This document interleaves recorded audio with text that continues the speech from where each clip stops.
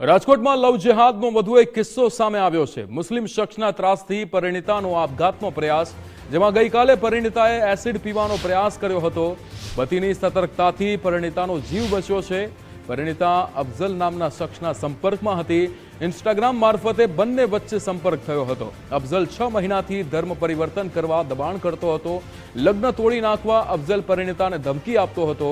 અનિશા નામની યુવતી પણ પરિણીતાને દબાણ કરતી હતી, ત્યારે અફઝલ સાથે ભાગી જવા પરિણીતાને દબાણ કરવામાં આવતું હતું। આરોપી અફઝલ વિરુદ્ધ અગાઉ પણ 3 એફઆઈઆર થઈ ચૂકી છે। પોલીસે કાર્યવાહી ન કર્યાનો પરિણીતાનો આક્ષેપ છે। દરગાહમાં લઈ જઈને ધર્મ પરિવર્તનની ધમકી આપી હતી। ગોંડલ રોડની હોટેલમાં પરિણીતા પર દુષ્કર્મ આચર્યું હતું। ફોટો વિડીયો વાયરલ કરવાની ધમકી આપતો હતો।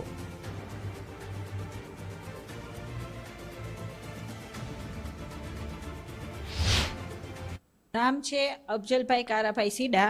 એને હું ઇન્સ્ટાગ્રામમાંથી મળી હતી। ઇન્સ્ટાગ્રામમાં એની આઈડી છે જિદ્દી બોય કરીને। મને નહોતું ખબર કે એનું નામ અફઝલ સીડા છે, એનું નામ હતું જિદ્દી બોય આઈડીમાં। એમાંથી અમે બે છે ને મળ્યા હતા, અનિશાબેનના કોન્ટેક્ટથી અમે બે મળ્યા હતા।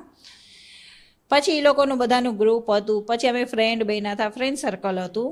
એમાંથી પછી અનિશાબેન મને કહેતા હતા કે જિદ્દી તને લવ કરે છે, જિદ્દી તારામાં પડી ગયો છે, જિદ્દી સારો છે, તું જિદ્દી સાથે લગ્ન કરી લે। એ રીતના અમે બધી વાતચીત કરી। ના, એ મને 2 મહિના પછી ખબર પડી હતી। પહેલાં એ એમ જ કહેતો હતો, મને બધા જિદ્દી જ કહે છે, હું જિદ્દી બોય કરી દે છે એનું નામ એમ। પછી અમે કોન્ટેક્ટમાં આવ્યા, પછી એ મારા ઘરે આવતો હતો, જાતો હતો, બધી વાતચીત થતી હતી। પછી અમે લોકો છે ને દરગાહે મને લઈ ગયા હતા, કામનસા પીરે અને ધોરાજી ઉરસમાં ગયા હતા।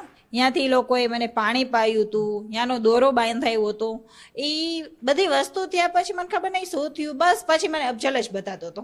એ વસ્તુ મને છે ને 2 મહિના પછી ખબર પડી હતી કે એને મારાથી એનું નામ છુપાવ્યું છે, એની જાત છુપાવી છે, એ બધું મને પછી ખબર પડી। બસ પછી તો મને તો એમ કહેતી હતી કે મેં અફઝલે પછી છે ને મારા હસબન્ડને ફોન કરીને બધું કહી દીધું હતું કે તમારી વાઈફ સાથે આમ છે એને મારું ઘરને બધું તોડાવી નાખ્યું હતું। પછી મેં અફઝલને કીધું હતું કે હવે તું મને લઈ જા, તું મને તારી સાથે લઈ જા, હવે હું આવું છું એમ। અને પછી આવ્યો નહીં, બસ પછી લાઈવે હોમ લાઈવ કરતો હતો, મને લેવા નહોતો આવતો। લાઈવ કરતો હતો, ચેકા મારતો હતો કે હવે તું મારી ભેગી આવી જા।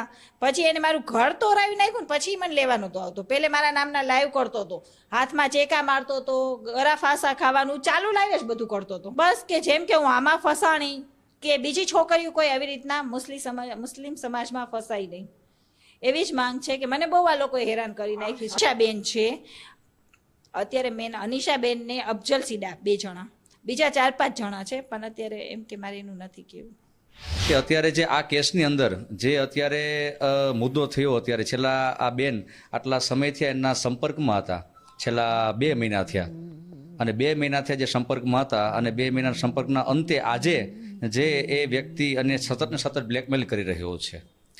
ગઈકાલે રાત્રે પણ આ બેન, આજે એ બેન સુસાઇડ કરવા માટે પણ એ તૈયાર થયા હતા। તો જ્યારે અરજી મળે આપણા તંત્રને ત્યારે તત્કાલ એ પગલાં લે, અને તત્કાલ પગલાં લઈને એટલું જ નહીં, જે પણ કાંઈ ગુનેગાર જે છે, જે આપણી દીકરીને ફસાવનાર, જે વિધર્મી જે પણ કંઈ હોય, એની ઉપર એ તાત્કાલિક પગલાં લઈ અને એના ઉપર એ કાર્યવાહી કરી, એવી મારા તંત્રને પણ ખાસ મારી 2 હાથ જોડીને મારી નમ્ર પ્રાર્થના છે।